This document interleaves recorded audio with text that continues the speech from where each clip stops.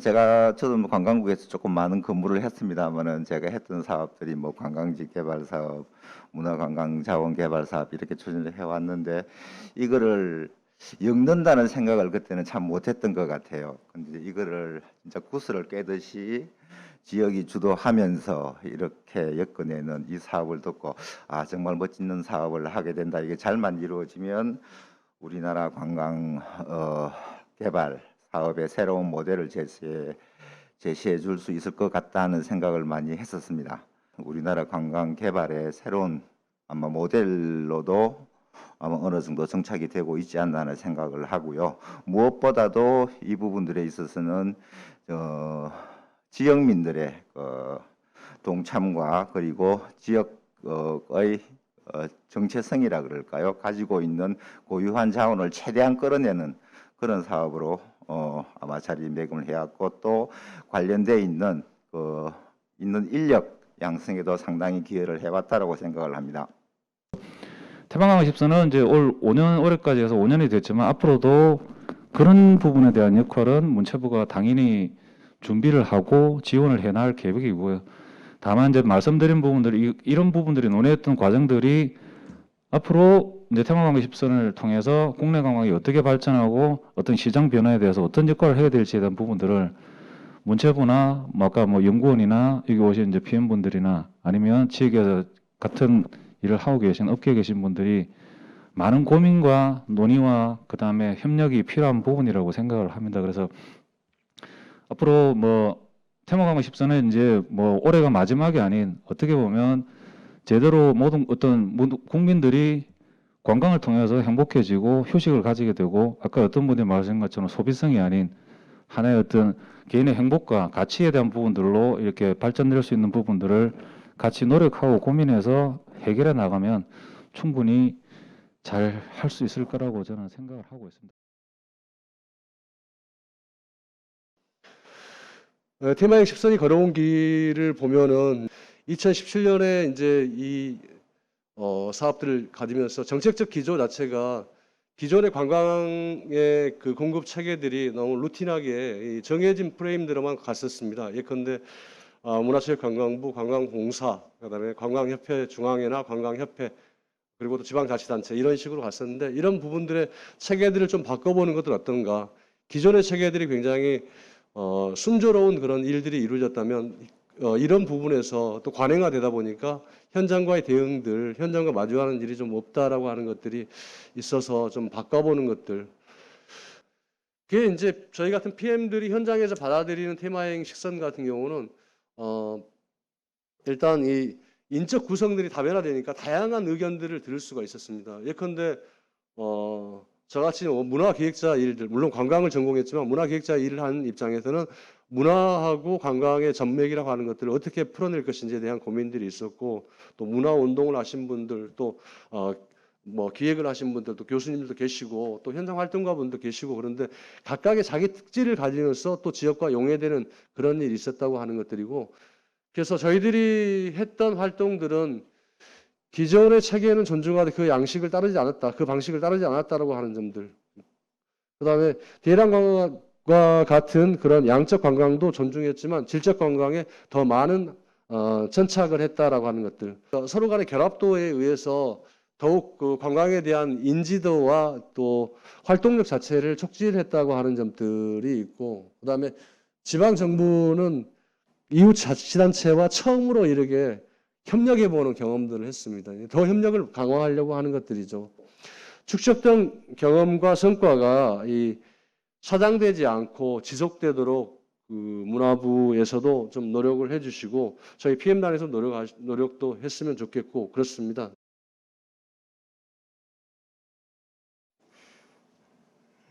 현황입니다. 우리 구견역은 아마 이런 견역은 없다고 제가 지금 알고 있는데 저희가 관련 세 개 광역 단체단 광역이 지금 광역도시로 구성되어 있습니다.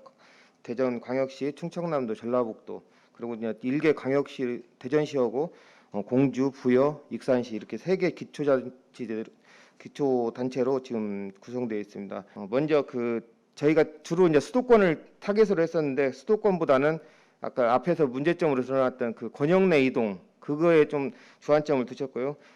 각 지자체별로 그 실무자 회의보다는 과장들이 매월 이렇게 회의를 했으면 좋겠다 해서 그 회의를 통해서 빠른 의사결정을 이뤄낼 수 있었습니다. 그리고 우리 권역이 대부분 이제 역사 관광지가 많기 때문에 굉장히 흥미성이 떨어지는 부분이 있어가지고 이제 그 금강 식후경이라는 그 새로운 테마를 만들어서 금강 식후경 다리의 향연이라는 그 프로그램을 만들었습니다. 대전하고 이제 해가지고 회의하면서 결정되게 한 것이 이제 축제라든지 축제라든지 대규모 행사 때 오디세이 테마버스를 이용해서 이 트래블 라운지에서 시발해서 이제 종착을 하는 걸로 이렇게 프로그램을 지금 계획하고 있습니다.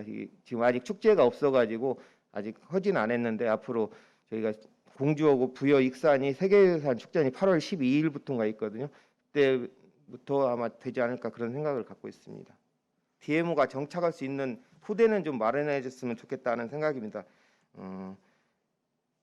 지금 테마여행 10선을 통해서 모든 지역 관광이 활성화되고 이 다양한 루트들이 개발돼 가지고 진짜 우리 대한민국도 관광 대국이 되고 우리 익산도 좀 관광이 좀 살아났으면 좋겠다는 말씀 드리면서 문화체육관광부에서 조금 더 많은 지원과 관심 부탁드리면서 발표를 마치겠습니다. 감사합니다.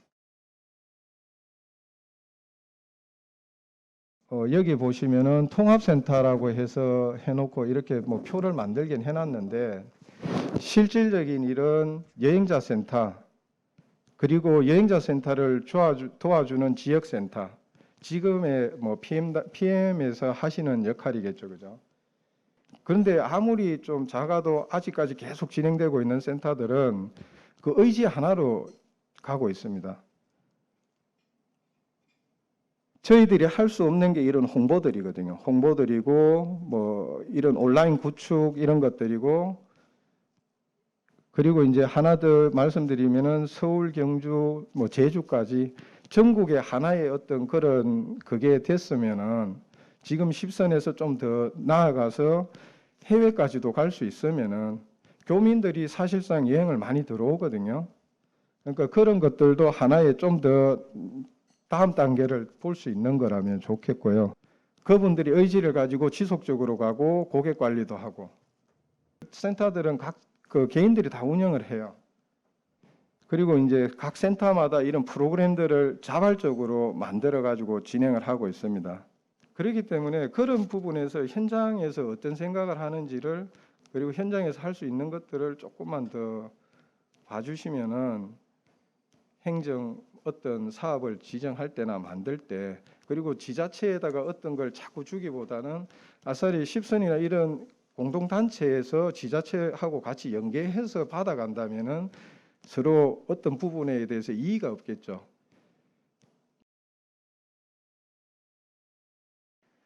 저희 기업은 지역과 통해라라는 슬로건을 가지고 시작을 했는데 우리 지역 통영이죠. 통영의 어떤 특색들을 소개하고 지역과 함께 성장하는 청년 주민 여행사입니다.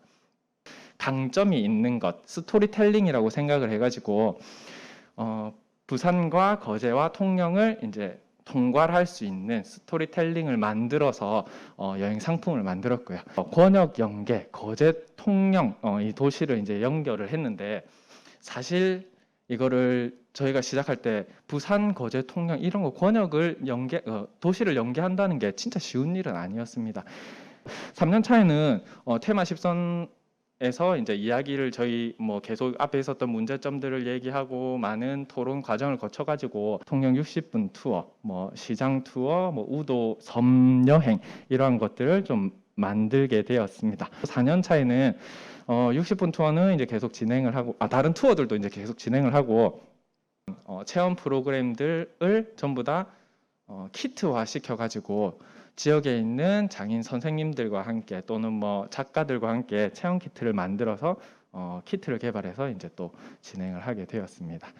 통영에 우리가 알지 못하는 이야기들과 인물들과 장소들이 뭐 엄청나게 많다는 것을 발견을 하고 와, 대박이다. 이거 무조건 해야 되겠다 생각을 하고 이제 시작을 하게 되었습니다. 통영에서 특별한 어떤 그 수요가 니즈가 있었는데 통영이 야간 프로그램이 전혀 없었기 때문에 이제 야간 프로그램 같은 이런 수요들이 있었습니다.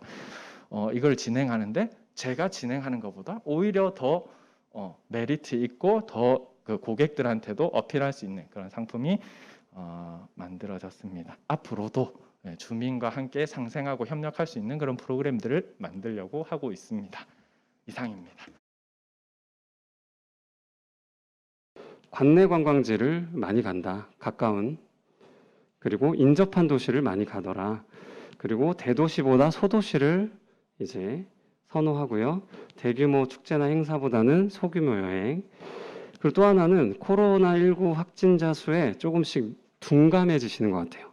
이제 비대면, 개별, 그리고 자연 관광지 위주의, 그리고 신규 관광지 위주의 어떤 관광이 진행되고 있다라고 보시면 되겠습니다. 우리 테마여행 10선 그 관광지를 분석해 보니 일단 7개 대도시는 18%가 줄었는데 중소도시는 11.3%가 줄었습니다. 그래서 아무래도 이 코로나가 종식되기 전까지 우리 PM단께서는 대도시 위주보다는 소도시 위주의 어떤 프로그램을 짜는 것이 좋지 않을까라는 생각이고 실내 관광지는 22%가 준 반면에 실외 관광지는 11%가 줄었습니다. 그러니까 프로그램 당연히 실내에서 하는 거에 대한 사람들의 부담감 이런 것들 한번 생각해 보셔야 될 것 같고요. 그럼에도 불구하고 제가 조금 희망적으로 보는 것은 이 체류 기간입니다. 사실 관광객이 줄면 체류 기간이 당연히 줄 수 있죠. 근데 관광객이 저희가 1%가 감소했는데 체류 기간은 13%밖에 주지는 않았어요. 관광객이 21% 준 상황에서 연계 방문율은 16.9%가 줄었습니다. 약 5포인트 정도 적게 줄었다는 건데 이건 역시 우리가 추구하는 각 지역별 연계가 그래도 코로나 시국에 조금이나마 선방했다라고 이야기 드릴 수 있을 것 같습니다. 제가 앞서 드린 것처럼 체류 기간과 연계는 그 관광객 수 감소율보다 조금 더 선방한 상황이다라고 말씀드릴 수 있을 것 같습니다. 이 도시를 어떻게 사람들에게 끌릴 수 있도록 아름답게 유지하고 개발하고 보존할 것인가를 고민하고 그 안에 사는 여러 사람들의 문화를 잘 유지시켜서 그 문화가 사람들로 하여금 즐거움을 느끼고 감정을 느끼게 해서 찾아오게끔 하는 거거든요. 그때 우리가 이제 필요한 게 바로 스마트 관광이 될 것입니다. 도시는 뭐 끊임없이 성장하고 있습니다. 이 도시가 성장으로서 만들어내는 장점이자면 이렇게 지금 서울에 방문하고 있는 관광의 상품을 보면 관광객들이 들어와서 먹고 마시고 즐기고 놀고 그 다음에 체험하고 쇼핑하고 그리고 이제 나갑니다.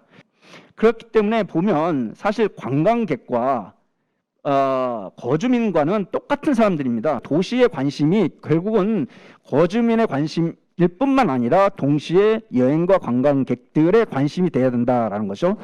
또한 도시와 관광의 분리된 개발이 큰 문제라는 거죠. 사실 지금도 우리나라는 도시 개발을 많이 하고 있습니다.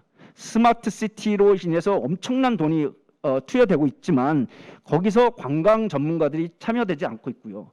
지자체들도 관광의 목적을 앞에 두지 않고 시민에 필요한 디파트먼트들만 모아놓고 시설물을 개발하고 있다는 거죠. 이 부분이 고쳐져야 된다. 자, 그래서 스마트 관광은 사실 스마트 도시 안에서 스마트 관광 도시가 만들어지고 그 위에서 스마트 관광이 된다라고 보시면 됩니다. 한쪽의 축은 거주민과 도시고 또 한쪽의 축은 관광객과 방문객들이 소비하는 도시가 될 수 있도록 해줘야 된다. 스마트 기술을 활용한 미래 도시가 있는데 이 미래 도시는 기술이 주도하는 도시가 아니고 역사 도시와 거주민이 살고 있는 현재의 도시와 그리고 향후 테크놀로지가 주도하는 이 세 가지 개념이 동시에 공존하고 있어야 됩니다. 우리가 도시를 개발하거나 관리할 때는 예전의 역사성을 고유성을 유지시켜야 되고요. 그 역사성과 고유성이 사람들을 불러 모으게 하는 동인의 역할을 해줘야 되고, 그리고 현재 살고 있는 사람들의 충돌이나 이해 충돌이나 컨플릭을 막아주면서 동시에 미래로 갈 수 있도록 제도와 기술적인 정비를 할 필요가 있다라고 보시면 되겠습니다. 디지털로 전환하는 것들, 이것들이 엄청나게 그 중요한 사항이 됐어요. 여행 산업에서. 클라우드 컴퓨팅이라고 하는 거는 수도나 전기처럼 이 서버 컴퓨터를 언제든지 원할 때마다 빌려주는, 낮은 가격에 언제든지 쓸 수 있는 장비를 주는 게 진짜 중요하겠다라고 생각해서 이 아마존 웹 서비스라는 사업을 2006년도에 시작을 했어요. 근데 뭐 그냥 쉽게 말하면 여러분들이 들고 다니는 이제 컴퓨터, CPU, 메모리, 하드디스크 이런 것들을 필요할 때마다 빌려주는 거예요. 이런 이제 클라우드 컴퓨팅을 통해서 요즘 디지털 전환을 많이 하거든요. 그 이유가 서버를 미리 살 필요가 없다. 첫 번째, 이 회사들이 장비를 엄청나게 많이 구비를 해놓고 빌려줍니다. 그래서 서버를 살 필요 없다는 거고요. 소프트웨어들도 구매할 필요가 없어요. 아까 제가 190가지 정도 되는 서비스가 있다고 말씀드렸는데, 인공지능이나 빅데이터나 뭐 사물 인터넷이나 이런 서비스를 만들어 놨거든요. 그래서 갖다 쓰면 돼요. 그 소프트웨어를 구매할 필요 없이. 사용한 만큼만 돈을 내니까 이런 하드웨어, 소프트웨어에 대한 어떤 비용이 안 들어가는 거예요. 그러니까 비용적으로 빠르게 뭔가를 실험을 해보고 뭔가를 하는데 굉장히 큰 도움이 됩니다. 우리가 이제 해외 사용자들한테 뭔가 서비스를 하려면은 그 해외 사용자들이 가까이 있는 곳에다가 서버를 갖다 놔야 되거든요. 그런데 이제 클라우드 서비스는 전 세계에 있기 때문에 한국에서 쉽게 서비스를 제공을 할 수가 있습니다. 그래서 이 여행 산업 업계에서 이 클라우드를 활용하는 회사들이 엄청나게 많아졌고, 이 팬데믹하고 상관없이도 기존에 굉장히 많은 여행 업체들이 실제로 이렇게 그 디지털 전환을 이제 하고 있습니다. 그래서 이제 여행 업계가 이런 디지털 전환을 어떻게 하고 있는지를 이제 한번 정리해서 한번 다시 설명을 드리면, 먼저는 이제 기업들이 이제 변화에 어떤 빠르게 대응을 해야 되는지 알고, 부채라든지 아니면 현재 유동성 확보라든지 이런 것도 굉장히 중요하거든요. 비대면 고객 기술의 사용자 경험을 제공하기 위해서 클라우드 서비스 기술들을 빨리 활용해가지고 이런 변화를 이제 이끌고 있다, 이렇게 보시면 되겠습니다. 감사합니다. 특히 주목할 만한 데이터를 보게 되면 지역의 연계 데이터인데요. 보시게 되면 이제 좀 앞으로 미래를 위해서 준비해야 할 때 그동안의 관광지와 관광지를 연결하는 그러한 지역과 지역의 개념에서 약간 지역과 지역을 기능적으로 연결한다든가 아니면 다른 사업들과 연계한다든가에 대한 그런 부분에 대해서 고민을 좀 해봐야 되지 않을까라고 생각을 합니다. 가장 좀 아쉬웠던 부분이 뭐냐면 연계라는 부분에 있어서 그동안 해왔던 연계가 약간 소극적이었지 않나라는 생각입니다. 이 소극적이라는 것은 관광지를 연결하면 사람들이 오겠지라고 생각을 하는 거죠. 저희가 근데 관광객들 입장에서 보면 기능적 연계라고 해서 여기서는 잠을 자고 여기 가서 뭘 보고 이런 식의 어떤 그 지역에서 강점이 가진 부분에 있어서의 어떤 기능을 가지고 통합적으로 구상이 되어야 되는데 그냥 선과 선을 연결해서 이게 무슨 네이밍을 하는 형태로 진행이 됐다라는 것이죠. 변화합니다. 가장 중요한 거는 소비자가 어떻게 변화하느냐에 대한 이해가 제일 중요한데 가장 중요한 건 광역화죠. 결과적으로 보면 지금 연계가 키워드입니다. 4차 관광개발 기본계획 수립하면서도 가장 핵심적인 부분이 연계입니다. 21년 이후에 테마여행 10선이 가야 될 방향은 그동안 많이 만들어졌던 자원들을 어떻게 묶어내느냐에 대한 부분인데 이랬을 때 저희들이 이제 고민해야 될 것이 누가 묶을 것인가에 대한 고민들을 해줘야 된다는 거죠. 저희가 이 사업을 통해서 키워나가야 되는 것은 테마 10선이라는 돈이 없더라도 그죠? 자금이 없더라도 계속해서 유지해 나갈 수 있는 추진 조직을 만들어야 된다는 것이죠. 제일 중요한 것은 사업을 할 때 탑다운 하나만 하는 게 아니라 공모형, 어떤 기획형하고 자발적으로 참여할 수 있는 그런 모델을 제시한 다음에 자발적으로 공무원 지자체에서 상품을 만들어 오면 이거 그래 인정해 줄게 이런 식으로 양방향으로 좀 하는 것이 어떨 것인가라는 생각하고 두 번째, 그리고 세 번째는 어떤 추진 체계에 있어서 어떻게 시스템을 구축할 것이냐가 우리가 풀어야 될 문제라고 생각합니다. 이제 한국문화관광연구원에서 이 사업단을 추진하면서 사실은 성과 면에 대해서 고민을 많이 했습니다. 그래서 사실 7, 8년이라는 긴 시간 동안 점을 저희가 찍어왔고요. 그러면서도 관광들의 PD라는 지역 커뮤니케이터가 이 로컬 비즈니스에서 얼마나 중요한가에 대한 생각들을 하게 됐습니다. 기업도 활성화하지만 궁극적으로 마을도 활성화를 해야 된다라는 생각을 갖고 있었지만 그것에 대한 것은 상당히 밀착형적인 지원 조직이 필요하겠다라는 생각을 했습니다. 기업들의 사회적 가치나 사회적 철학을 올리면서 궁극적으로 마을과 참여할 수 있는 프로젝트를 수행하는 DMO의 성격으로 만들어야 되겠다라는 것을 정의하게 되었습니다. 제일 중요했던 것은 이제 추진단에 대한 구성입니다. 과연 추진단을 어떻게 할 것인가. 이 팀들이 사실은 실질적으로 어떤 수익 사업을 이루기보다는 기존의 지역에 대한 고민들을 하고 있었다라는 점, 이런 부분에 대해서 조금 더 우리가 깊이 있게 사업을 추진할 수 있지 않았냐 생각을 했고요. 이 DMO라는 것, 또 우리가 이제 같이 왜 지역사회의 관광 문제를 해결해야 되는가에 대한 이해를 돕기 위한 브랜드 구축, 또 경쟁력 있는 콘텐츠를 누구나 공개해서 볼 수 있는 정보 아카이빙, 기업과 기업 간의 정보, 기업과 자원 간의 정보, 기업과 마을 간의 정보들을 충분히 조사를 해서 그들이 언제든지 협업할 수 있을 기회가 왔을 때 이 자료들을 통해서 비즈니스 구조를 만들어야 되겠다 생각을 했습니다. 어떤 소비자 입장에서의 관광 상품을 만드는 것, 그 이면에 지역의 로컬 비즈니스는 생각보다 속도가 느리고 생각보다 과학적이고 비과학적인 부분이 엉켜 있고 그것들을 풀어내는 과정들이 지역에서 이루어지지 않으면 해결되지 않을 것이다라는 것이 지금까지의 생각이고요. 지속적으로 관리할 수 있는 민간의 중간 지원 조직을 알차게 만든다면은 조금 더 효과적이고 성과가 있는 형태의 생태계가 만들어지지 않을까라고 생각을 하며 발표를 마치도록 하겠습니다. 감사합니다. 저희들이 사전에 질문을 좀 받았는데요. 추진 체계에 대한 얘기를 좀 한번 해보려고 합니다. 첫 번째 주제는. 그리고 두 번째는 이제 아까 빅데이터라든가 아니면 스마트 관광에 대한 실제 관광에 어떻게 적용될 수 있느냐에 대한 주제를 좀 다뤄볼 거고요. 그리고 이제 세 번째는 그 사업의 성과라고 할 수 있는 부분에 있어서 프로그램의 많은 어떤 다양성을 확보하고 그랬는데 이런 것들을 어떻게 차별화를 할 것이냐.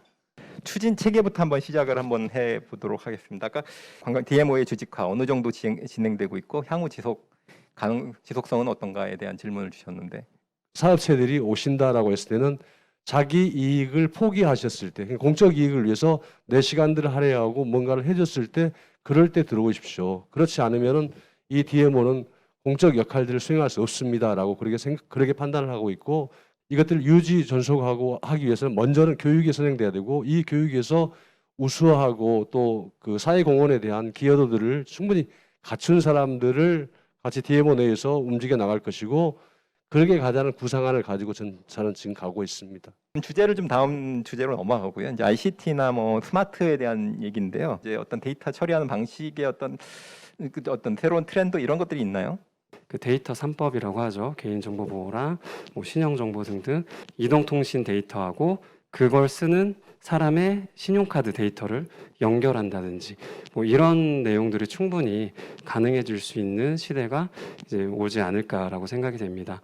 과연 그러면 이런 스마트 관광 도시의 어떤 결과물들이 관광 테마 10선이라는데 이게 적용을 했을 때 어떤 예측이라든가 효과를 가져올 수 있을 것인가, 어떤 식으로 활용될 수 있을 것인가에 대해서 좀 한 말씀해 주십시오. 사실 테마 10선이라는 거는 컨텐츠고 그 지역의 독특한 고유성을 찾아서 가는 거거든요. 근데 지금 우리가 네이버하고 다음만 쓰게 하니까 국가 안에 이제 국민들이 그 안에서만 돌아요. 블로그도 네이버를 닫고 그 글로벌을 외치고 있는데 로컬을 벗어나지 못하고 있거든요. 그래서 저는 하루빨리 우리나라가 구글의 지도를 반출을 허용해서 구글을 통해서 다양한 콘텐츠들이 공개될 수 있을 때 우리가 진정하게 이 로컬의 테마 10선도 글로벌로 올라갈 수 있다라고 볼 수 있습니다. 다음 주제로 한번 넘어가 보도록 하겠습니다. 프로그램 및 홍보에 대한 얘기인데요. 홍보 전략 향후에 어떻게 그 홍보 전략을 가져가는 게 좀 좋은지. 여행자 센터에서는 어떻게 하냐면은 그냥 화상회의로 해서 오늘 저희 샵 얼마 할인됩니다. 와서 찍고 고객이 들어왔을 때 그걸 찍고 뭐 인스타나 뭐 구글 뭐 페이스북 올리라고 그러거든요.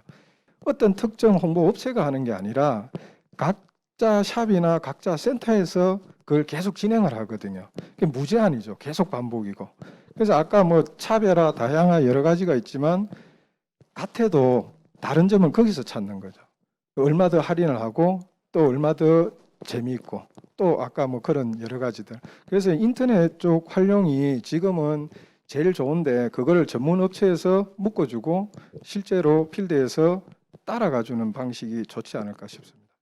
이게 이 하나의 사업을 성공하기 위해서는 많은 시행착오가 좀 있어야 되고 많은 학습들이 이루어져야 되는데 이 지난 5년간은 저희가 그러한 것들을 좀 학습하는 기회가 아니었는가라고 생각을 합니다.